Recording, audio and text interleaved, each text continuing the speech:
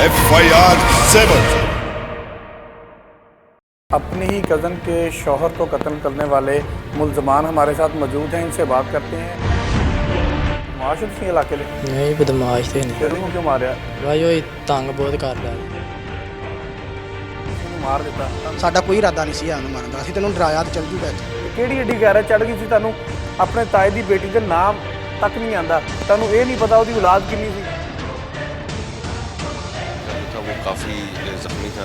जब हमने उसको उधर ही चेक किया तो हमें मामला थोड़ा से मशकूक लगे कि ये मामला जो है ना वो कोई डिफरेंट है।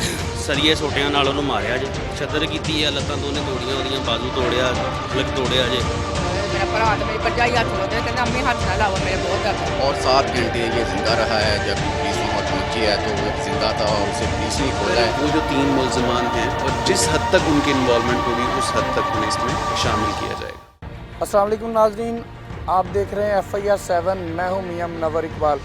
आज हम मौजूद हैं थाना डिजकोट में, यहाँ पर इंतहाई अफसोसनाक वाक़या पेश आया कि 10 साल कबल शादी की रंजिश पर डंडों और सोटों के वार से एक नौजवान को कत्ल कर दिया गया और ड्रामा आज भी फिर वही रचाया गया कि गैरत के नाम पर कत्ल कर दिया गया, जबकि असल हक़ाइक़ हैं क्या?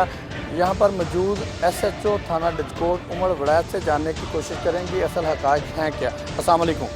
वालेकुम सलाम। अच्छा उमर साहब, ये असल हक़ाइक़ हैं क्या कि 10 साल कबल या 6 साल कबल पहले एक शादी होती है, उसके बाद जो है उसके बच्चे भी पैदा होते हैं, फिर गैरत कहाँ से आ गई इसमें?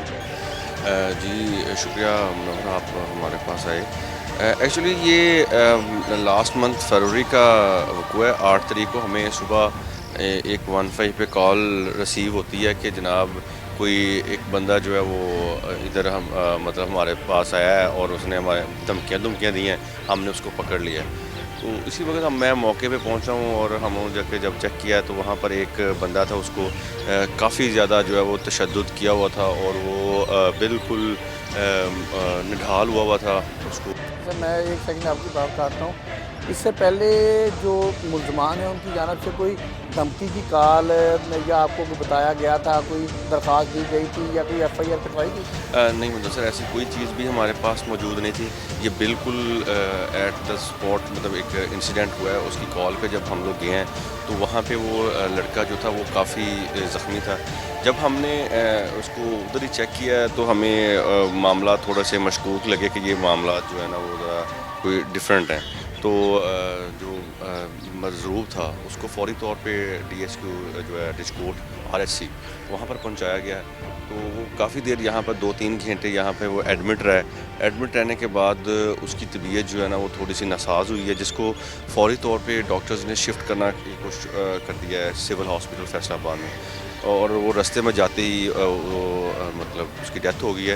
उसको ज़ख़म थे, वो जो हमारी पोस्टमार्टम रिपोर्ट आई है उसमें एक चोट उसको सर के बाएं साइड पे बैक पे लगी है, वो the cause of death declare की है डॉक्टर्स की तरफ से। तो ये बेसिकली मैं इंसिडेंट में बता रहा हूँ आपको कि ये हुआ ऐसे है कि उन्होंने जो मुलजमान हैं उनका ये कहना है कि ये हमें मतलब सामने आता था तो एक गैरत का अंसर उन्होंने बीच में जगाया कि जी हमें जो है वो सामने आके हमें टीज़ करता था, जिसकी वजह से उस दिन भी ये हमें वहाँ से गुजरा है और हमें इसने टीज़ किया तो हमने उसके ऊपर जो है वो हमने इसको जो है मारा है। और मरने वाले की उम्र कितनी होगी? मरने वाले की उम्र तकरीबन कोई अराउंड 35-38 ये अराउंड उसकी एज है और उसके बच्चे भी हैं। और ये है कि 6 साल हो चुके हैं शादी को और इतना पुराना मामला हो गया है। लेकिन बीच में फिर अभी जब हमने इंटेरोगेशन में इसको आगे किए हैं, इन्वेस्टिगेशन के पॉइंट ऑफ व्यू में जब हम इसको डिस्कस किया, चीज़ें देखी हैं, तो बहुत से हमें क्लू इस हवाले से भी मिले हैं कि ये बेसिकली एक अब जायदाद की तरफ मामला जो था वो चल पड़ा था। क्योंकि ये जो मजरूब जो और जो मकतूल है इसकी जो बीवी है वो 3 बहनें हैं, उनका भाई कोई भी नहीं है और इनके जो नाम पे जो प्रॉपर्टी थी उसके हवाले से उन्होंने मतलब कहा कि आप हमारी प्रॉपर्टी जो है वो वापस कर दें। तो मतलब वो उस केस भी उसने किया हुआ था, उसकी केस जो है वो कोर्ट में अभी पेंडिंग भी है कि हिस्से के हवाले जो लड़की की ज़मीन थी वो इन लोगों के पास है, मुलजमान के पास है?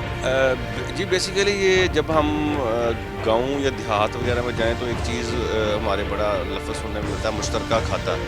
یہ بیسیکلی ان کے آباء و اجداد کا یا باپ دادوں کا وہ ابھی اکٹھا ہی معاملات چل رہے تھے, وہ آگے تقسیم نہیں ہوئی تھی, کیونکہ ابھی کوئی بھی جو والد ان کے بچوں کے یہ جو لڑکے جنہوں نے قتل کیا ہے ان کے والد اور جو بچیاں ان کے والد, یہ دونوں بھائی ابھی اکٹھے ہی ان کا کھاتا اکٹھے ہی تھا. تو اس وجہ سے وہ جب انہوں نے اس میں اپنا حصہ مانگنے کی کوشش کی, ایک ایلیمنٹ وہ بھی جو ہے وہ ہمیں ڈیورنگ انویسٹیگیشن جو ہے وہ ہمیں پوائنٹ آؤٹ ہوا ہے, جو کہ cause of death cause of murder ہو سکتی ہے. بیسیکلی ہم ایک چیز چیک کر رہے ہیں کہ سوسائٹی میں جب یہ اس جگہ پہ پہنچ رہا ہوں تو یہاں پر زمین اور جائیداد کا بہت تنازع ہیں. اس میں میں اکثر دیکھتا ہوں کہ ابھی وہ جو جس زمین کے لیے وہ بالکل تھوڑی سی زمین ہے, زیادہ بھی نہیں, 2.5-3 کنال ہے, 4 ایکڑ مطلب سب کی ہے, تو ان کے ہاتھ میں حصے میں اس لڑکی کے حصے میں تقریباً 2.5 کنال آتی ہے. اور اب وہ 2.5 کنال جگہ جو ہے نا وہ اس کی مالیت جو ہے وہ اتنی زیادہ بھی نہیں, 2 لاکھ 3 لاکھ 4 لاکھ گاؤں میں یہی ہے نا. ہاں جی, 5-10 لاکھ سے زیادہ نہیں ہے, وہ 5 لاکھ سے زیادہ نہیں. اور دیکھیں اس کے پیچھے ایک بندے کا مرڈر ہو جاتا ہے, زندگی 2 خاندان جو ہیں وہ اجڑ جاتے ہیں. ایک تو وہ خاندان اجڑ گیا جن کا یہ بچہ مرڈر ہوا ہے, اور ایک وہ بھی خاندان اجڑ گیا ہے جو بیسیکلی یہ اگر آپ دیکھیں تو سوسائٹی کے اندر جو برداشت اور تحمل ہے وہ بالکل ختم ہو چکا ہوا ہے. ہم یہ کہیں کہ صرف 5 لاکھ روپے کی زمین نے 5 بچے یتیم کر دیے. بالکل ایسے ہی ہے. یہ جو مارنے والا ہے اس کی 2 بیٹیاں ہیں, ہاں جی, جو مرنے والا ہے اس کے 2 بچے ہیں, اور ایک وہ خاتون جو ان کی بہن لگتی کزن لگتی ہے وہ بھی کسی کی بیٹی ہے, وہ بھی ایک قسم کی یتیم ہوگی, اس کا بھی کوئی والی وارث نہیں ہے. بالکل صحیح. 5 جو زندہ جانیں ہیں وہ بھی ایک قسم کی یہ دونوں درندوں نے. بالکل ایسے ہی ہے. بیسکلی جب ہم نے انٹیروگیشن میں ان سے پوچھا ہے تو ان کا یہ کہنا تھا کہ ہمارا مین مقصد اس کو مارنا نہیں تھا, نیت نہیں تھی, لیکن کسی بھی انسان کے ساتھ آپ قانون کے ہوتے ہوئے اور آپ خود سے آپ فیصلے کرنا شروع کر دو تو پھر یہ تو بڑی غلط ایک طریقہ کار ہے. اور پھر ہم نے فوری طور پہ ان کو پکڑا ہے, اور انشاءاللہ تعالیٰ جو انہوں نے سزا ان کو اسی مطابق ملے گی جو جیسا جرم اور جس نوعیت کا جرم انہوں نے کیا ہے. اور ہم انشاءاللہ تعالیٰ کوشش کریں گے کہ سوسائٹی کے اندر ایک یہ چیز پیدا کریں کہ انصاف جو ہے وہ میسر آتا ہے, انصاف جو ہے وہ موجود ہے. آپ کسی بھی بے گناہ کو بھی نہیں ہم چلان کرنا چاہتے, کسی ناحق کو نہیں. عمر بھائی ہم نے یہ دیکھا ہے کہ یہ چیز آ رہی ہے کہ جو مقدمہ ہے اس کے اوپر لکھا ہوا ہے 12 کس نامعلوم. وہ کیا ہے مدعیوں کی جانب سے کہ مطلب کسی کو پھنسانے کی کوشش کی جا رہی ہے, یا واقعی جب آپ لوگ موقع پہ پہنچے تھے وہاں پر اتنے لوگ جمع تھے؟ منور ایسے ہے کہ جب ایک اپلیکیشن ہمارے پاس آتی ہے تو اس میں ہم اس اپلیکیشن کو وہ سچی بھی ہو سکتی ہے, وہ جھوٹی بھی ہو سکتی ہے, تو اس چیز کو پروو کرنا انویسٹیگیشن ہے. ابھی آپ اس وقت کہہ دیں کہ وہ اس میں وہ جو بھی بندے تھے, لیکن یہ with the passage of time جب انویسٹیگیشن کمپلیٹ ہوتی ہے تو انویسٹیگیشن میں ہم نے یہ چیز فائنڈ آؤٹ کرنی ہوتی ہے کہ آیا یہ کتنے لوگ تھے یا کیا طریقہ کار تھا. تو میں یہ کہوں گا کہ یہ بھی چیزیں ہم نے انویسٹیگیشن میں فائنڈ آؤٹ کی ہیں, اور انشاءاللہ تعالیٰ بہت جلد جب یہ وہ جو ہے سینڈ ٹو کورٹ ہو جائے گی تو اس کے بعد لوگوں کو بھی اندازہ ہو جائے گا کہ یہ 12 کا ملزمان نامعلوم لکھے ہوئے ہیں انہوں نے, کیا ان کا کوئی وجود ہے بھی یا نہیں. تو اس لیے ابھی تک کی انویسٹیگیشن میں کیا پتہ چلا ہے کہ ملزمان مین ملزمان یہ 2 ہی ہیں یا ان کے علاوہ بھی کوئی ہے؟ نہیں, ابھی تک تو ہماری جو اعلانیہ تفتیش کے مطابق یہ 2 لوگ ہی موجود تھے, 2 نے ہی یہ ایکٹیویٹی کی ہے.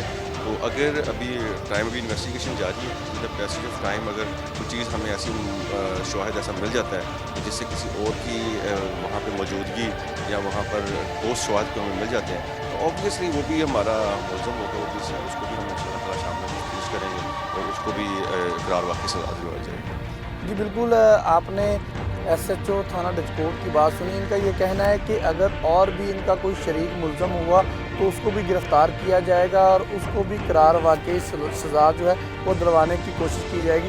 لیکن یہاں پر ایک جو سب سے اہم بات ہے, ملزمان جو ہیں وہ دھمکیوں کا رونا رو رہے ہیں اور غیرت کا رونا رو رہے ہیں, لیکن جو سب سے اہم بات ہے وہ ہے زمین کا ایک ٹکڑا جس کی مالیت زیادہ سے زیادہ 5 لاکھ ہوگی. एक 5 लाख ज़मीन के टुकड़े पर एक बेगुनाह शख्स को कत्ल कर देना, ये कहाँ का इंसाफ है। ये मुल्ज़मान से जानेंगे कि आखिर उनकी जानिब से इतनी दरिंदगी जो है वो क्यों दिखाई गई कि डंडे और सोटों के वार करके बेदर्दी से जो है उस बेगुनाह शहरी को कत्ल कर दिया गया। अपनी ही कज़न के शौहर को कत्ल करने वाले मुल्ज़मान हमारे साथ मौजूद हैं, इनसे बात करते हैं कि आखिर इंतहाई कदम क्यों उठाया गया इनकी जानिब से। की नाम है तेरा? ਇਲਿਆਸ की करना? ਗੱਡੀ ਚਲਾਉਣਾ ਕਿਹੜੀ ਗੱਡੀ ਚਲਾਉਣਾ? ਰੈਡਫੋਰਡ ਟਰੱਕ। ਟਰੱਕ। ਹਾਂਜੀ ਕਿਉਂ ਮਾਰਿਆ ਉਹਨੂੰ? ਬਾਈ ਉਹ ਤੰਗ ਬਹੁਤ ਕਰਦਾ ਕੀ ਸੀ। ਤੰਗ ਕਰਦਾ ਸੀ? ਤੰਗ ਵੈ ਧਮਕੀਆਂ ਲਾਉਂਦਾ ਸੀ ਜੀ, ਮੈਂ ਤੁਹਾਡੇ ਨਾਲ ਨਿਬੜਨਾ, ਪਹਿਲਾਂ ਨੇ ਇੱਜ਼ਤ ਨੂੰ ਹੱਥ ਪਾਇਆ ਸੀ ਸਾਡੀ ਨੂੰ, ਬਾਅਦ ਕੀ ਤੁਹਾਡੀ ਇੱਜ਼ਤ ਨੂੰ ਹੱਥ ਪਾਇਆ? ਤੇਰੀ ਕੀ ਲੱਗਦੀ ਸੀ? ਉਹ ਮੇਰੇ ਤਾਏ ਦੀ ਬੇਟੀ ਸੀ। ਅੱਛਾ, ਹਾਂਜੀ ਤਾਏ ਦੀ ਬੇਟੀ ਨਾਲ ਉਹਨੇ ਸ਼ਾਦੀ ਕੀਤੀ ਸੀ? ਹਾਂਜੀ ਕੱਢ ਕੇ ਖੜੀ ਸੀ ਜੀ। ਸ਼ਾਦੀ ਕਰ ਲਈ? ਹਾਂਜੀ ਤੁਹਾਡਾ ਬਹਿਨੋਂ ਹੀ ਲੱਗਾ ਹੁਣ? ਫਿਰ ਕੀ ਤੁਹਾਡੀ ਇੱਜ਼ਤ ਨੂੰ ਹੱਥ ਪਾ ਲਿਆ ਉਹਨੇ? ਕੋਈ ਤੰਗ ਕਰਦਾ ਸੀ ਜੀ, ਮੈਂ ਤੁਹਾਡੇ ਨਾਲ ਨਿਬੜਨਾ ਵਾ, ਮੈਂ ਤੁਹਾਨੂੰ ਪੜਨਾ ਤੁਹਾਡੇ ਨਾਲ ਸ਼ਾਦੀ ਕਰ ਲਈ ਉਹਨੇ।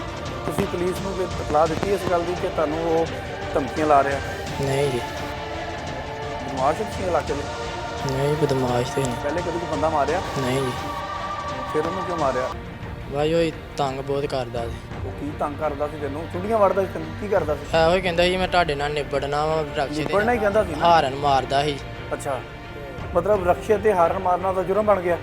ਬਾਹਰ ਸਾਰੇ ਰੋਡ ਦੇ ਉੱਪਰ ਗੱਡੀਆਂ ਲੰਘ ਰਹੀਆਂ, ਉਹ ਹਾਰਨ ਮਾਰ ਰਹੀਆਂ, ਜਾ ਕੇ ਮਾਰੋ ਉਹਨਾਂ ਸਾਰਿਆਂ ਨੂੰ। ਕਿਸ ਤਰ੍ਹਾਂ ਮਾਰਿਆ ਫਿਰ ਦੱਸੋ? ਚਲੋ ਕੋਈ ਨਹੀਂ, 4-5 ਮੈਂ ਪੈਪ ਮਾਰੇ ਉਹਦੀਆਂ ਲੱਤਾਂ ਦੇ, ਭਾਈ ਨੇ ਸੋਟੇ ਮਾਰੇ। ਨਹੀਂ, ਕਿਸ ਤਰ੍ਹਾਂ ਪਲੈਨਿੰਗ ਕਿਸ ਤਰ੍ਹਾਂ ਕੀਤੀ? ਆਖਰ ਤੁਸੀਂ ਉਹਨੂੰ ਫੜਿਆ, ਫੜ ਕੇ ਆਪਣੇ ਡੇਰੇ ਤੇ ਲੈ ਗਏ, ਕਿੱਦਾਂ ਫੜਿਆ ਉਹਨੂੰ ਦੱਸੋ ਨਾ ਫਿਰ। ਇੱਦਾਂ ਹਵੇਲੀ ਸੀ ਜੀ, ਅੱਛਾ, ਹਵੇਲੀ? ਕਿਹਦੀ ਹਵੇਲੀ ਸੀ? ਆਪਣੀ ਸਾਡੀ ਸੀ। ਅੱਛਾ, ਤੁਹਾਡੀ ਹਵੇਲੀ? ਹਾਂਜੀ ਅਸੀਂ ਭਾਈ ਡੰਗਰ ਹਟਾ ਰਹੇ ਹਾਂ। ਅੱਛਾ, ਹਾਂਜੀ ਫਿਰ ਕੋਈ ਨਹੀਂ, ਫਿਰ ਹਾਰਨ ਮਾਰਦਾ ਸੀ, ਰੇੜੀ ਨੱਗਣ ਦੀ ਸੀ ਗੇਟ ਦੇ ਸਾਹਮਣੇ ਆਣ ਕੇ। ਰੇੜੀ ਕਿਹਨਾਂ ਦੀ ਸੀ? ਪਤਾ ਨਹੀਂ ਗਾਂ ਨੂੰ ਜਾਣ ਲੱਗੇ। ਅੱਛਾ, ਰੇੜੀ ਅੱਗੇ ਨੂੰ ਜਾਣ ਵਾਲੀ ਸੀ, ਉਹਨੇ ਪਿੱਛੋਂ ਹਾਰਨ ਮਾਰਿਆ ਵੀ ਰੇੜੀ ਸਾਈਡ ਤੇ ਹੋ ਜੇ। ਨਹੀਂ ਰਸਤਾ ਨਹੀਂ, ਗੇਟ ਦੇ ਲਾਗੇ ਆਣ ਕੇ ਹਾਰਨ ਤੇ ਹੱਥ ਰੱਖਿਆ, ਮੁੜ ਕੇ ਅਸੀਂ ਗੁੱਥੀ ਹੋਏ ਉਹਦੇ ਨਾਲ। ਅੱਛਾ ਉੱਥੋਂ ਮੂੰਹ ਮਾਰੀ ਹੋਈ ਆ ਤੇ ਮੈਂ 4-5 ਪੈਪ ਮਾਰੇ, ਭਾਈ ਨੇ ਸੋਟੇ ਮਾਰੇ। ਅੱਛਾ, ਕਿੰਨੀ ਦੇਰ ਉਹਨੂੰ ਫੜ ਕੇ ਤੇ ਬੰਨੀ ਰੱਖਿਆ? ਉੱਥੇ ਜੀ ਕੋਈ ਘੰਟਾ 2 ਘੰਟੇ ਬੈਠਾ ਰਿਹਾ। ਮਾਰਦੇ ਰਹੇ ਉਹਨੂੰ 2 ਘੰਟੇ? ਨਹੀਂ ਜੀ, ਹਾਂਜੀ, ਨਹੀਂ ਫਿਰ ਮਾਰ ਕਿੱਦਾਂ ਗਿਆ? ਕੋਈ ਮਰਿਆ ਤੇ ਇੱਥੇ ਆਣ ਕੇ। ਨਹੀਂ, ਇੱਥੇ ਆ ਕੇ ਮਰਨਾ ਸੀਗਾ, ਤੁਸੀਂ ਉਹਨੂੰ ਮਾਰੇ ਇਹਨਾਂ ਤੇ ਉਹਨੇ ਮਰਨਾ ਹੀ ਸੀਗਾ। ਨਹੀਂ ਅਸੀਂ ਲੱਤਾਂ ਲੁੱਤਾਂ ਦੇ ਮਾਰੀਆਂ ਜੀ। ਕਿੰਨੀ ਦੇਰ ਹੋਈ ਸ਼ਾਦੀ ਹੋਈ ਨੂੰ ਉਹਦੀ? ਤਕਰੀਬਨ 4-5 ਸਾਲ ਹੋ ਗਏ ਜੀ। 5 ਸਾਲ? ਕਿੰਨੇ ਬੱਚੇ ਉਹਦੇ? ਪਤਾ ਨਹੀਂ। ਬੱਚਿਆਂ ਦਾ ਨਹੀਂ ਪਤਾ? ਤੁਹਾਡੇ ਤਾਏ ਦੀ ਬੇਟੀ ਨਾਲ ਉਹਦੀ ਸ਼ਾਦੀ ਹੋਈ, ਠੀਕ ਹੈ, ਤੁਹਾਨੂੰ ਇੰਨਾ ਗੁੱਸਾ ਲੱਗਾ, ਤੁਸੀਂ ਉਹਨੂੰ ਮਾਰ ਦਿੱਤਾ, ਤੁਹਾਨੂੰ ਇਹ ਨਹੀਂ ਪਤਾ ਤੇ ਕਿੰਨੇ ਬੱਚੇ ਆ ਉਹਦੇ ਬੱਚਿਆਂ ਦਾ, ਤੁਹਾਡੇ ਤਾਈ ਦੇ ਬੱਚਿਆਂ ਦਾ ਮੁਸਤਕਬਲ ਕੀ ਹੋਏਗਾ ਇਹ ਨਹੀਂ ਤੁਹਾਨੂੰ ਪਤਾ? ਤੁਹਾਨੂੰ ਇਸ ਗੱਲ ਦਾ ਪਤਾ ਸੀ ਕਿ ਤੁਹਾਡੇ ਲਾਗੋਂ ਦੀ ਲੰਘਦਾ ਹਾਰਨ ਮਾਰਦਾ, ਤੁਹਾਡੀ ਉਹਨੇ ਇੱਜ਼ਤ ਨੂੰ ਹੱਥ ਪਾਇਆ, ਜੀ ਠੀਕ ਹੈ, ਤੁਹਾਨੂੰ ਇਸ ਗੱਲ ਦੀ ਕੋਈ ਸ਼ਰਮ ਨਹੀਂ ਹੈਗੀ ਕਿ ਤੁਸੀਂ ਉਹਨੂੰ ਮਾਰ ਹੀ ਦਿੱਤਾ? ਉਹ ਬੋਲਣਾ, ਤੁਸੀਂ ਬੰਦਾ ਮਾਰਿਆ, ਉਦੋਂ ਤੁਹਾਨੂੰ ਕੋਈ ਖੌਫ ਨਹੀਂ ਆਇਆ? ਹੁਣ ਤੇਰੀਆਂ ਅੱਖਾਂ ਦੇ ਵਿੱਚ ਅਥਰੂ ਵੀ ਆ ਰਹੇ ਆ, ਹੁਣ ਤੈਨੂੰ ਇਸ ਗੱਲ ਦਾ ਅਫਸੋਸ ਵੀ ਹੁੰਦਾ ਹੋਣਾ।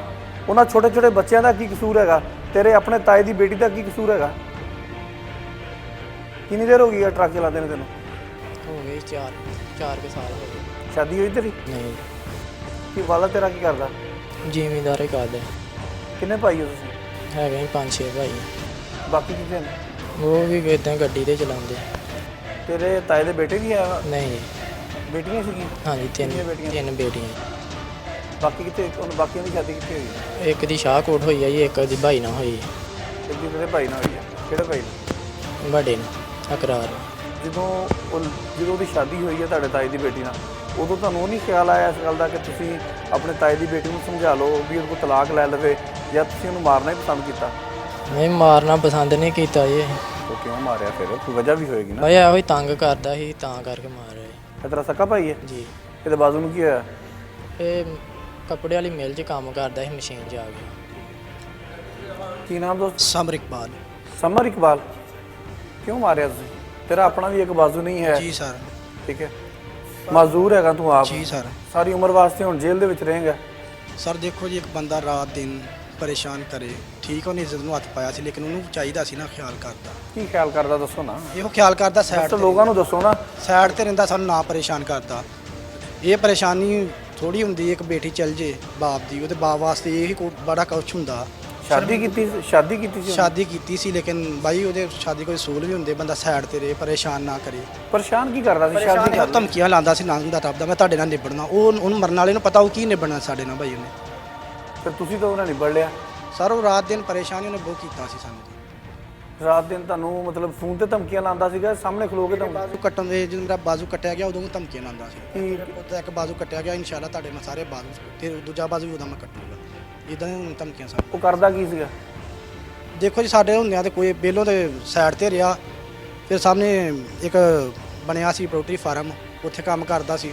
ਉੱਥੇ ਆਣ ਕੇ ਉਹਨੇ ਫਾਰਮ ਫੋਨ ਕੀਤੀ, ਲੇਕਿਨ ਅਸੀਂ ਉਹਨਾਂ ਦਾ ਪਿੰਡ ਦੀ ਜਿਹੜੀ ਚਦਰਾ ਸੀ ਉਹਨੂੰ ਟੱਕਰੇ। ਉਹਨੇ ਕਿਹਾ ਵੀ ਯਾਰ ਤੇਰੀ ਮਿਹਰਬਾਨੀ, ਇਸ ਬੰਦੇ ਨੇ ਸਾਈਡ ਤੋਂ ਕਰ, ਇੱਦਾਂ ਇੱਜ਼ਤ ਦਾ ਮਸਲਾ, ਇੱਜ਼ਤ ਨੂੰ ਹੱਥ ਪਾਇਆ। ਲੇਕਿਨ ਉਹਨਾਂ ਬੰਦਿਆਂ ਨਾਲ ਸਾਡੀ ਲੜਾਈ ਵੀ ਹੋਈ।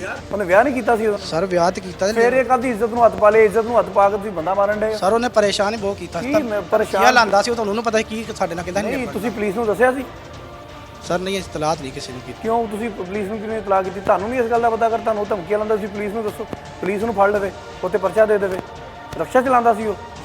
ਇੱਕ ਰਕਸ਼ਾ ਚਲਾਉਣ ਵਾਲਾ ਤੁਹਾਨੂੰ ਕੀ ਧਮਕੀਆਂ ਦੇ ਸਕਦਾ? ਤੁਹਾਡੀ ਕਿੰਨੀ ਜ਼ਮੀਨ ਹੈ ਇੱਥੇ? ਸਰ ਤਕਰੀਬਨ ਜ਼ਮੀਨ ਤੇ ਹਿਸਾਬ ਦੀ ਹੈ ਥੋੜੀ ਜ਼ਮੀਨ, ਕੋਈ ਕਿੱਲਾ, 2 ਕਿੱਲੇ, 3 ਕਿੱਲੇ, 4 ਕਿੱਲੇ, 4 ਕਿੱਲੇ ਜ਼ਮੀਨ ਹੈਗੀ ਹੈ। ਇੱਕ ਰਕਸ਼ਾ ਚਲਾਉਣ ਵਾਲੇ ਬੰਦੇ ਦਾ 4 ਕਿੱਲੇ ਜ਼ਮੀਨ ਨਾਲ ਜੋੜ ਹੈ ਕੋਈ? ਉਹ ਤੁਹਾਨੂੰ ਕੀ ਧਮਕੀਆਂ ਲਾ ਸਕਦਾ? ਸਰ ਉਹਨੂੰ ਪਤਾ ਹੋਊਗਾ, ਉਹ ਕਹਿੰਦਾ ਸੀ ਤੁਹਾਡੇ ਨਾਲ ਨਿਬੜ। ਅੱਛਾ, ਤੁਸੀਂ ਜਦੋਂ ਉਹਨੂੰ ਮਾਰ ਰਹੇ ਸੀ ਉਹਨੇ ਕੋਈ ਦੱਸਿਆ ਹੀ ਹੋਣਾ ਤੁਹਾਨੂੰ? ਨਹੀਂ ਸਰ ਕੋਈ ਗੱਲਬਾਤ ਨਹੀਂ ਹੋਈ। ਫਿਰ ਕਿੱਦਾਂ ਮਾਰਿਆ?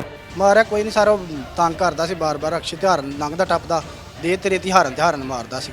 ਬਸ ਉਹਨਾਂ ਸਾਡੇ 2 ਭਾਈਆਂ ਦੀ ਮੂੰਹ ਮਾਰੀ ਹੋਈ ਹੈ, ਗੁੱਥਮ ਗੁੱਥੀ ਹੋ ਗਏ ਆ। ਇਹਨੇ 2-4 ਪੈਰ ਮਾਰੇ, ਮੈਂ 2 ਸਾਡਾ ਇਰਾਦਾ ਕਤਲ ਕਰਨ ਦਾ ਨਹੀਂ ਸੀ ਹੈ। ਸਾਡਾ ਇਰਾਦਾ ਸੀ ਅਸੀਂ ਡਰਾਮਾ ਡਰਵਾਂਗੇ, ਇੱਥੋਂ ਚੱਲ ਜਾਊਗਾ, ਦਫਾ ਹੋ ਕੇ ਸਾਈਡ ਤੇ ਚੱਲ ਜਾਊਗਾ। ਸਾਡਾ ਕੋਈ ਇਰਾਦਾ ਨਹੀਂ ਸੀ ਹੈ ਅਸੀਂ ਉਹਨੂੰ ਮਾਰੀਏ, ਅਸੀਂ ਜਾਨੋਂ ਮਾਰਦੀ ਕੋਈ ਮਾਰਿਆ ਮੁਰਿਆ ਨਹੀਂ। ਮੈਂ ਖੁਦ ਆਪ 15 ਤੇ ਕਾਲ ਕੀਤੀ ਆਪ, ਪੁਲਿਸ ਥਾਣਾ ਡਿਸਕੋਟ ਤੋਂ ਗਏ ਮੁਲਾਜ਼ਮ, ਮੈਨੂੰ ਲੈ ਕੇ ਆਏ ਆ।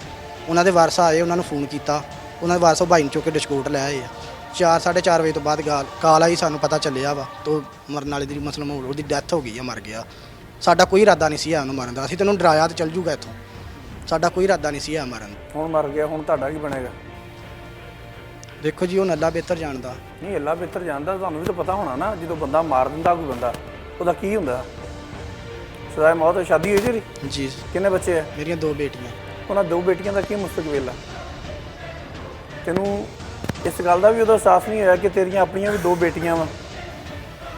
ਤੁਸੀਂ ਆਪਣੇ ਤਾਏ ਦੀ ਬੇਟੀ ਨੂੰ ਵੀ ਲਾਵਾਰਸ ਕਰਤਾ, ਆਪਣੀਆਂ 2 ਬੇਟੀਆਂ ਨੂੰ ਲਾਵਾਰਸ ਕਰਤਾ। ਤੁਹਾਡੀ ਮਾਂ ਜ਼ਿੰਦਾ? ਜੀ ਸਰ। ਠੀਕ ਹੈ, ਤੁਸੀਂ ਆਪਣੀ ਮਾਂ ਦੇ ਉੱਤੇ ਕੀ ਕੀਤਾ ਹੁਣ? ਉਹ ਕੀ ਸੋਚਦੀ ਹੋਏਗੀ ਕਿ ਮੇਰੇ 2 ਬੇਟੇ ਜਿਹੜੇ ਆ ਉਹ ਦੋਨੇ ਕਾਤਲ ਆ? ਉਹ ਸ਼ਰਮ ਆਉਂਦੀ ਇਸ ਗੱਲ ਦੀ? ਕਿੰਨੀਆਂ ਬੇਟੀਆਂ ਤੇਰੀਆਂ? ਤਕਰੀਬਨ 5 ਸਾਲ ਹੈ ਸਰ। 5 ਸਾਲ ਦੀ ਬੇਟੀ ਕਿੰਨੀ ਦੇਰ ਹੋ ਗਈ ਹੈ ਉਹ ਨਹੀਂ ਮਿਲੀ ਤੈਨੂੰ? ਹੁਣ ਤਕਰੀਬਨ ਮਹੀਨਾ ਹੋ ਗਿਆ ਸਰ। ਮਹੀਨਾ ਹੋ ਗਿਆ ਨਹੀਂ ਮਿਲੀ? ਯਾਦ ਨਹੀਂ ਆਉਂਦੀ ਉਹਦੀ? ਬੜੀ ਆਉਂਦੀ ਤੇ ਸ਼ਰਮ ਵੀ ਆਉਂਦੀ ਹੋਣੀ ਹੈ। किस तरह याद ही बेटी की आती है। नाज़रीन, सिर्फ एक रिक्शे का हारन जो है वो बजाना एक शख्स की ज़िंदगी ले गया। इन दोनों दरिंदों की जानिब से उसको जो है बेदर्दी से कत्ल कर दिया गया और अब शर्मिंदा तो हैं, लेकिन अब इनकी शर्मिंदगी जो है इनके शायद किसी काम ना आए। इनको सज़ा जो है वो ज़रूर मिलनी चाहिए। हमेशा से हम गैरत की भीड़ चढ़ा देते हैं कि गैरत की वजह से कत्ल कर दिया गया, तो उस वक़्त नाम नहाद गैरत जो है इस शख्स की कहाँ जाएगी। इसकी अपनी भी 2 छोटी छोटी बेटियां हैं, वो आज किस हाल में होंगी उसको इस बात की याद आती होगी। इन मुल्ज़मान की जानिब से 1 नहीं 2 नहीं 3 बेटियां जो हैं उनको लावारिस छोड़ दिया गया। अब जो मरने वाला है उसके कितने बच्चे हैं ये इससे जानते हैं, शायद दूसरे को तो नहीं पता। जो मरने वाला था उसके कितने बच्चे थे? तकरीबन सर कह रहे हैं उसके 2 बच्चे हैं। 2 बेटे हैं या बेटियां हैं? पता नहीं, ये नहीं सर कन्फर्म, लेकिन इतना पता है 2 बेटे हैं, पता नहीं 1 बेटी 1 बेटा है, ये कन्फर्म नहीं पता। मतलब 2 बच्चे उसके हैं, 2 बेटियां आपकी हैं, एक आपकी वो कज़न है जो आपके ताए की बेटी थी।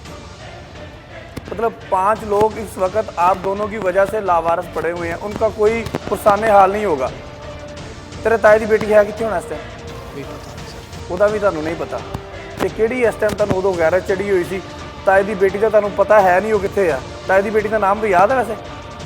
ਕੀ ਨਾਮ ਸੀ ਉਹਦਾ? ਰਜ਼ੀਆ। ਉਹਦੀ ਔਲਾਦ ਦੇ ਨਾਮ ਯਾਦ ਹੈ? ਤੇ ਕਿਹੜੀ ਏਡੀ ਗੈਰਤ ਚੜ ਗਈ ਸੀ ਤੁਹਾਨੂੰ ਆਪਣੇ ਤਾਏ ਦੀ ਬੇਟੀ ਦੇ ਨਾਮ ਤੱਕ ਨਹੀਂ ਆਂਦਾ। ਤੁਹਾਨੂੰ ਇਹ ਨਹੀਂ ਪਤਾ ਉਹਦੀ ਔਲਾਦ ਕਿੰਨੀ ਸੀ, ਤੇ ਗੈਰਤ ਤੁਹਾਨੂੰ ਇਦਾਂ ਜਿਹੜੀ ਸੀ ਜਿਵੇਂ ਤੁਹਾਨੂੰ ਬਹੁਤ ਪਿਆਰ ਸੀ ਉਹਦੇ ਨਾਲ? ਸਰ ਉਹਨੇ ਪਰੇਸ਼ਾਨ ਹੀ ਸਾਨੂੰ ਬਹੁਤ ਕੀਤਾ ਸੀ, ਧਮਕੀਆਂ ਲਾਉਂਦਾ ਸੀ ਸਾਨੂੰ। ਪਰੇਸ਼ਾਨੀ ਤਾਂ ਹੋਰ ਵੀ ਕੋਈ ਹੱਲ ਲੱਭਿਆ ਜਾ ਸਕਦਾ ਸੀ ਕਿ ਨਹੀਂ? ਸਰ ਅਸੀਂ ਇਹਨਾਂ ਨੂੰ ਡਰਾਇਆ ਡਰੋਇਆ ਹੀ ਆ ਸਰ।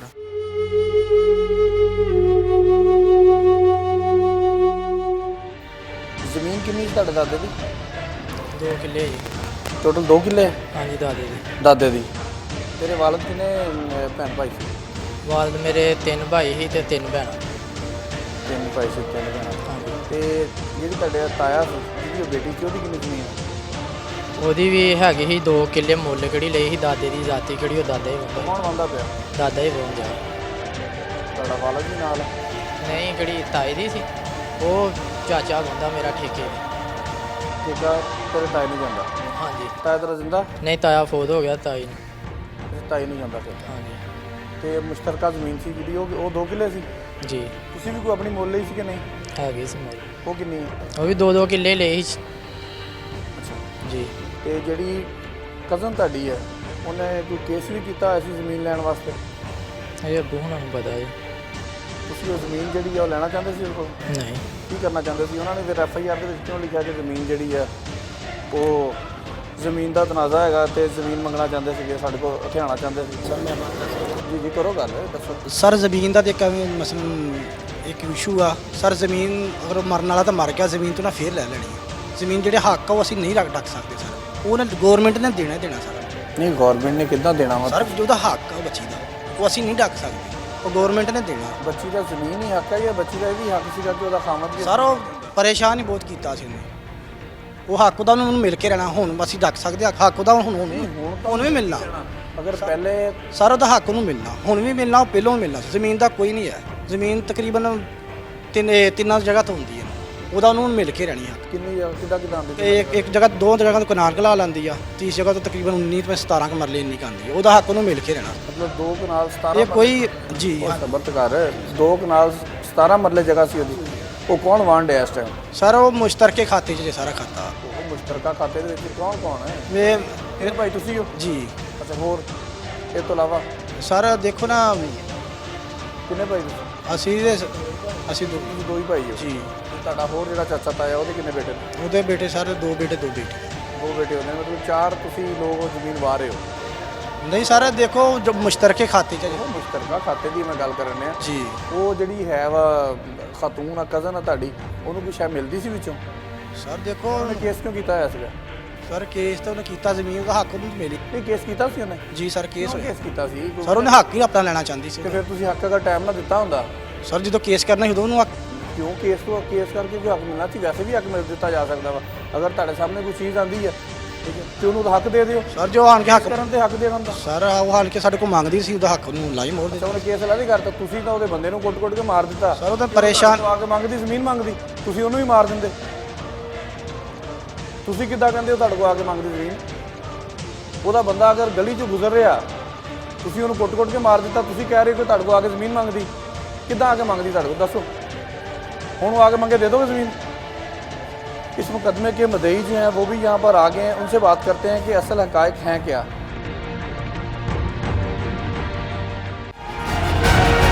FIR 7 FIR 7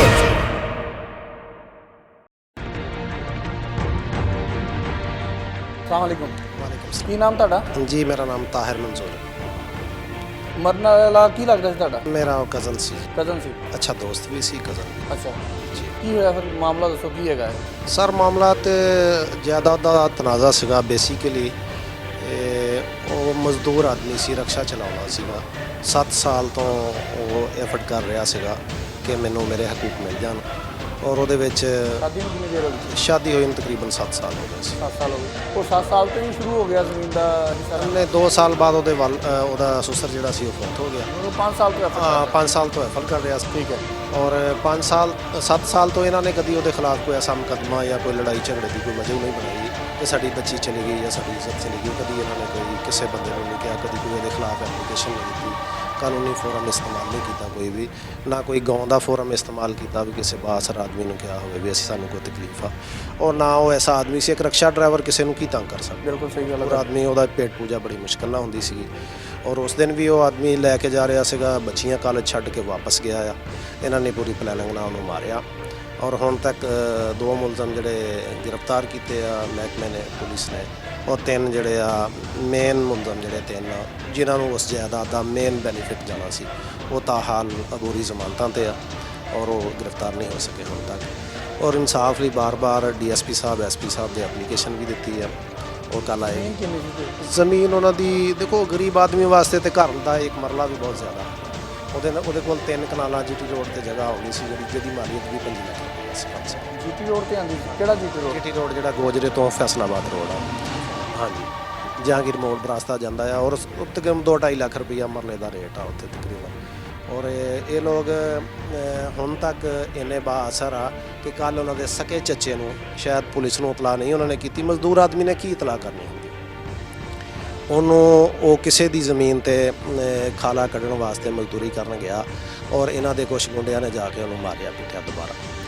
ਔਰ ਉਹ ਦੁਬਾਰਾ ਦਰਖਾਸਤ ਨਹੀਂ ਦਿੱਤੇ। ਉਹਨਾਂ ਨੂੰ ਮੈਂ ਕੋਸ਼ਿਸ਼ ਕੀਤੀ, ਮੈਂ ਉਹਨਾਂ ਨੂੰ ਕਿਹਾ ਕਿ ਦਰਖਾਸਤ ਇੱਕ ਹੋਰ ਦੀ। ਉਹਨਾਂ ਨੇ ਕਿਹੜਾ ਅੱਗੇ ਕਤਲ ਹੋ ਗਿਆ ਉਹਦਾ ਕੀ ਬਣ ਗਿਆ?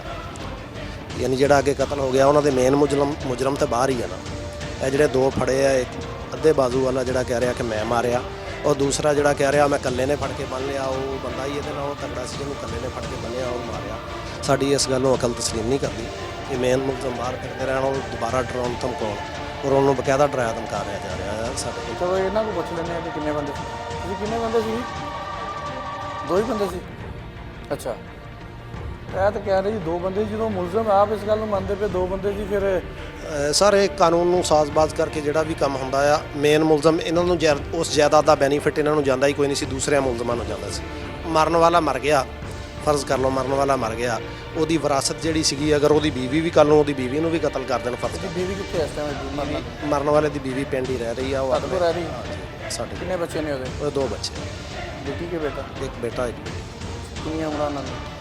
ਇੱਕ ਦੀ 3 ਸਾਲ ਆ, ਇੱਕ ਦੀ ਕੋਈ 1.5 ਸਾਲ। ਤੁਸੀਂ ਕੀ ਕਰਦੇ ਹੋ? मैं जी बता रहा ਕਿਹੜੀ ਜਗ੍ਹਾ?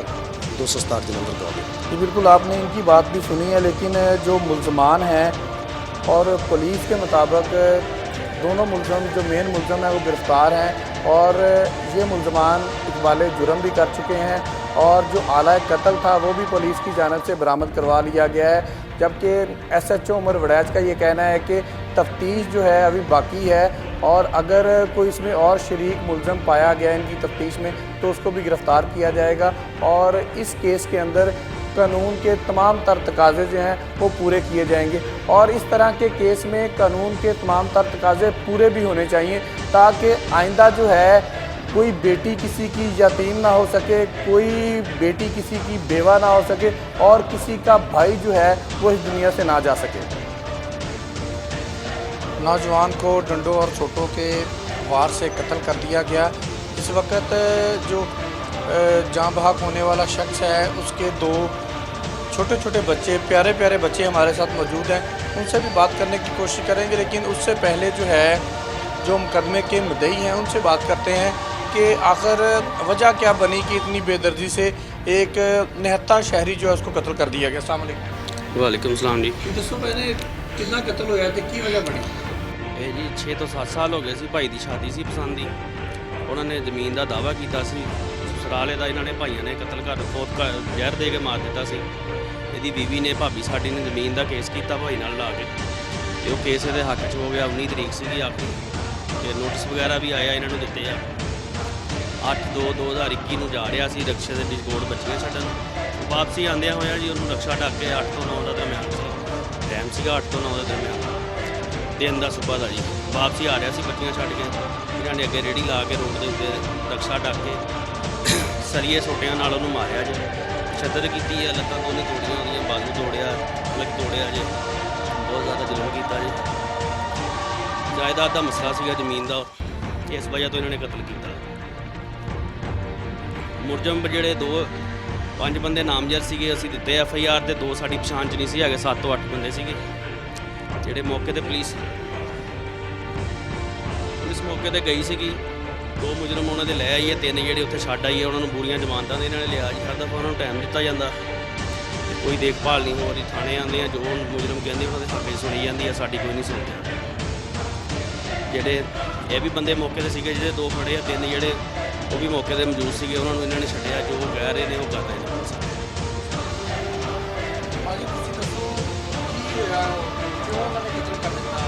ਅੱਜ ਜ਼ਮੀਨ ਦੀ ਖਾਤਰ ਪਤਾ ਨਹੀਂ 2 ਪਹਿਲੇ ਕਿੰਨੀਆਂ ਛੱਡੀ, ਜਿੰਨੀ ਵੀ ਆਉਂਦੀ ਸੀ। ਭਤੀਜਾ ਸੀ ਮੇਰਾ। ਹਾਂਜੀ, ਆਹ ਬੱਚੀ ਆ ਉਹਦੀ, ਤਾਂ ਉਹ ਬੱਚਾ ਬਚਾਰਾ। ਹੁਣ ਤੁਸੀਂ ਅੱਗੇ ਤੁਸੀਂ ਸੋਚ ਲਓ ਕੀ ਬਣਦਾ। ਇੱਥੇ ਰਹਿ ਜਾਣਾ ਸਾਰਾ ਕੁਝ ਦੁਨੀਆ ਤੇ ਪਰ ਜ਼ੁਲਮ ਬੜਾ ਉਹਨਾਂ ਨੇ ਕੀਤਾ ਉਸ ਮੁੰਡੇ ਨੂੰ, ਭਤੀਜੇ ਮੇਰੇ। ਗੰਗ ਨਹੀਂ ਸੀ ਉਹਦਾ ਛੱਡਿਆ ਕੋਈ। 7-8 ਸਾਲ ਆ ਸ਼ਾਦੀ ਹੋਈ ਉਹਦੇ, ਉਦੋਂ ਦਾ ਕੁਛ ਨਹੀਂ ਕਿਹਾ ਨਾ। ਅੱਜ ਜਿੱਥੋਂ ਜ਼ਮੀਨ ਦਾ ਨਿਕਲਿਆ ਉੱਥੋਂ ਚੋਰੀ ਸ਼ੁਰੂ ਹੋ ਗਏ।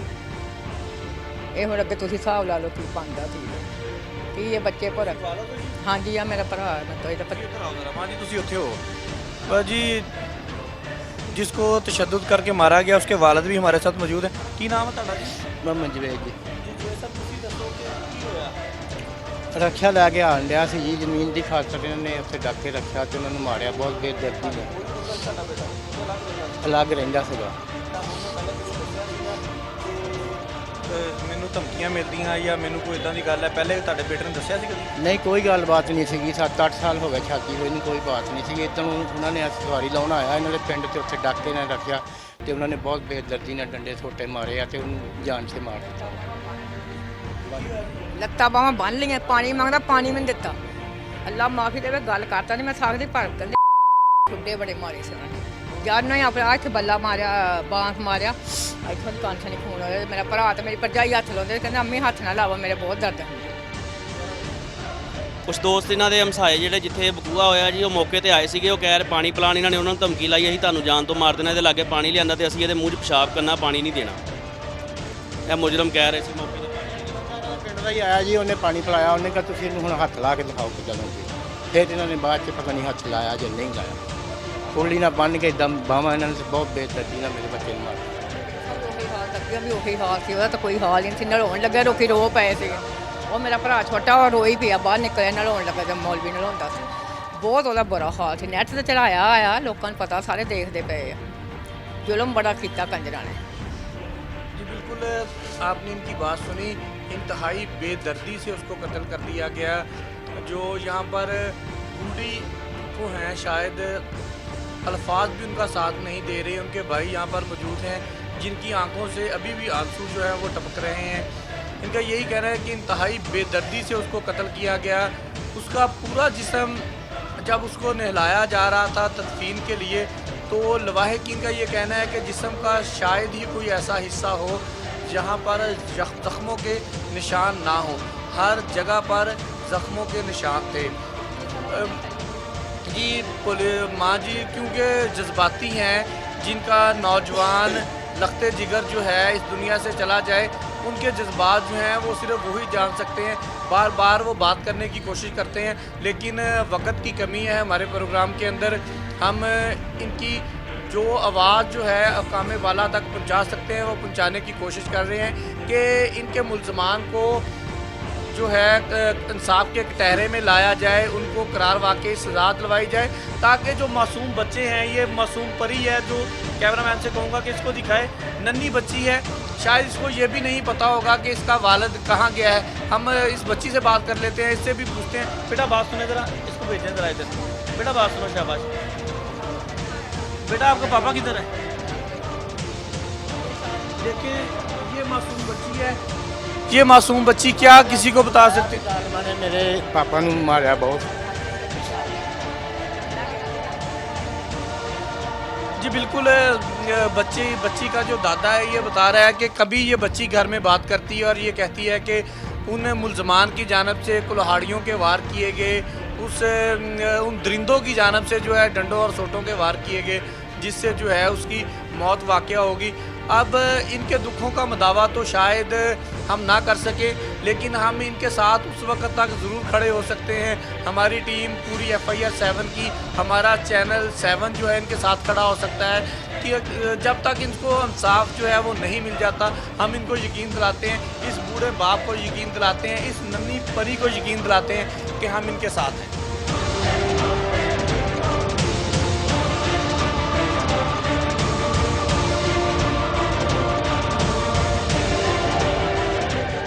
एसपी इकबाल टाउन हाफिज़ कामरान साहब हमारे साथ मौजूद होंगे। उनसे जानने की कोशिश करेंगे कि थाना डिस्कोट के अंदर जो ससुरालियों की जानिब से तशद्दुद करके जो है अपने दामाद को कत्ल कर दिया गया, उसमें कितनी हकीकत है। एसपी इकबाल टाउन हाफिज़ कामरान साहब हमारे साथ मौजूद हैं, उनसे बात करते हैं इस केस के हवाले से। आप सब बताइएगा कि थाना डिस्कोट के अंदर 10 साल कबल जो है शादी हुई पसंद की, मुलजमान का ये कहना है कि उसकी रंजिश थी, हमने उसके बाद जो है अपने ही बहनोई को कत्ल कर दिया। क्या ये असल हकीकत क्या है? FIR कह रही है कि जायदाद का तनाज़ा है, वो कह रहे हैं कि हमने गैरत के नाम पर तकलीफ किया। आपकी तफ्तीश क्या कहती है? एक्चुअली ये दोनों जो हकायक हैं इसमें थोड़ा सा कंट्रास्ट इस तरह है कि ये जो दो लड़के हैं समर और दूसरा जो इसका भाई है, जो इन लोगों ने अतर को कत्ल किया, जो कि इसकी क्योंकि इसने जो है ना लव मैरिज की हुई थी इनकी जो चचाजाद बहन है उसके साथ। तो इन फैक्ट इसमें किसी न किसी हद तक ये अंसर मौजूद है कि इन्होंने जब इसमें प्रॉपर्टी में हिस्सा मांगा जो कि ख़तून का था, तो ये ज़रूर उस वजहनात का हिस्सा है जो इन्होंने उस पर फिर तशद्दुद किया, जो कि अनफॉर्चुनेटली उसकी जो है वो डेथ का बायस बना और ये 302 में ये चालान भी हो रहे हैं। ये वजह इसलिए भी यहाँ पे इस्टेब्लिश की जा सकती है कि ये ज़रूरी है कि इतनी एक अच्छा खासा टाइम पीरियड गुजर चुका था, उसके बाद इस वकूए का होने का मतलब ये है कि there is something else also beside कि जी उन्होंने उसकी से जो लव मैरिज की थी, उसके अलावा जो एक वजह है जो इस टाइम पीरियड के दौरान सामने आई और उसकी वजह से उन्होंने उस पर तशद्दुद किया और बड़े ही बहीमाना तरीके से उस पर तशद्दुद करने के बाद जो है उस बेचारे की जो है हेड इंजरी की वजह से उसकी डेथ हो गई।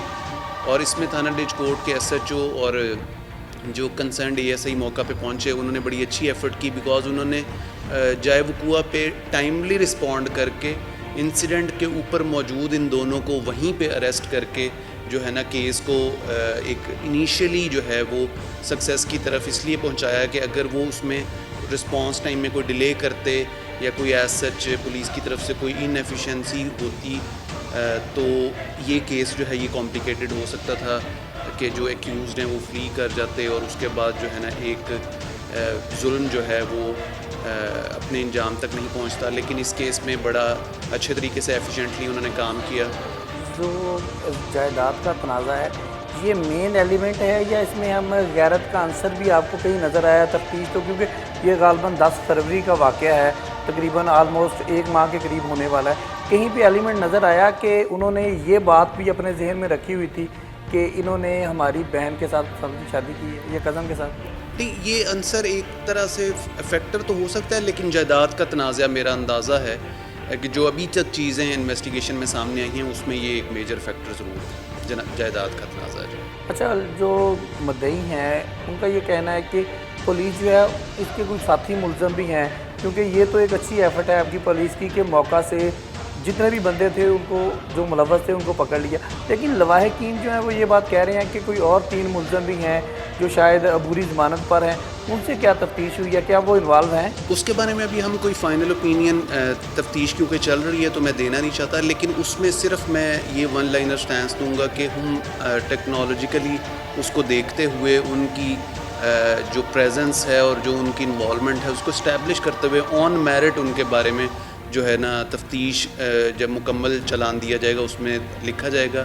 और ये मैं यहाँ पे इंश्योर करना चाहता हूँ कि लवाहिकीन के लिए भी कि अगर वो जो 3 मुलज़मान हैं जो कि हमारी तफ्तीश उस पर जारी है और हम बड़े मंतकी इंजाम पहुँचने के करीब हैं कि अगर वो उसमें इन्वॉल्व नहीं होंगे तो उन पे ये जो है बर्डन इस केस का नहीं डाला जाएगा और जिस हद तक उनकी इन्वॉल्वमेंट होगी उस हद तक उन्हें इसमें शामिल किया जाएगा। जी बिल्कुल, आपने हाफिज़ कामरान साहब की बात सुनी। इनका ये कहना है कि बाकी जो शरीक मुलज़मान जो मुद्दई मुकदमा के मुताबिक हैं, अगर वो इन्वॉल्व हुए तो उनको बिल्कुल करार वाक़ई सज़ा दिलवाई जाएगी, लेकिन जो 2 मुलज़म जो मरकज़ी मुलज़म हैं, जो पुलिस की एक अच्छी एफर्ट है कि उनको फौरी तौर पर वहीं से गिरफ़्तार कर लिया गया, उनको कानून के मुताबिक जो है वो सज़ा दिलवाने की पूरी कोशिश की जाएगी।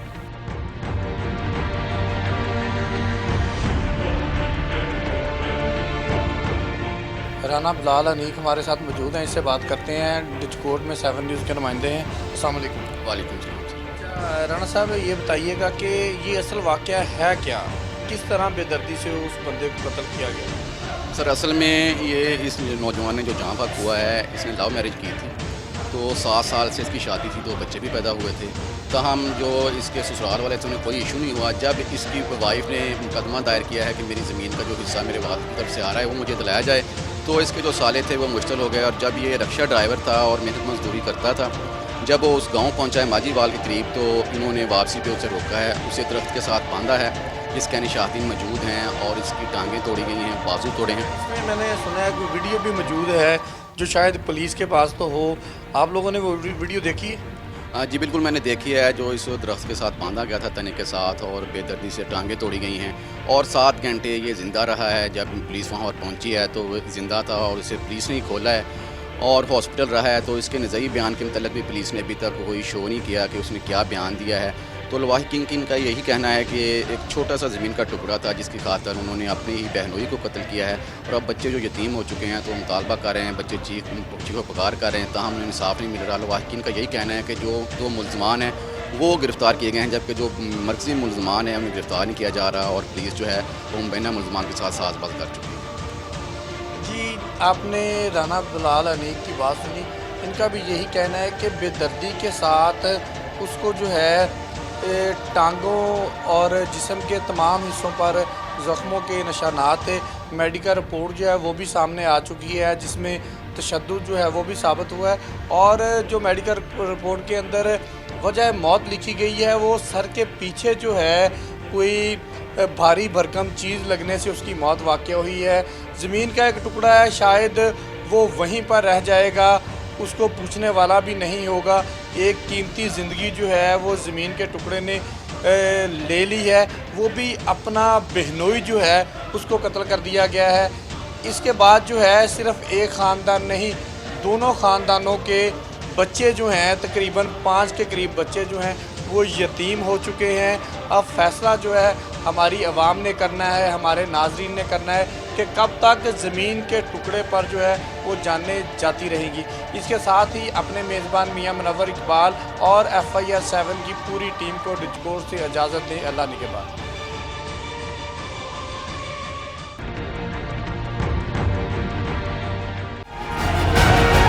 FIR 7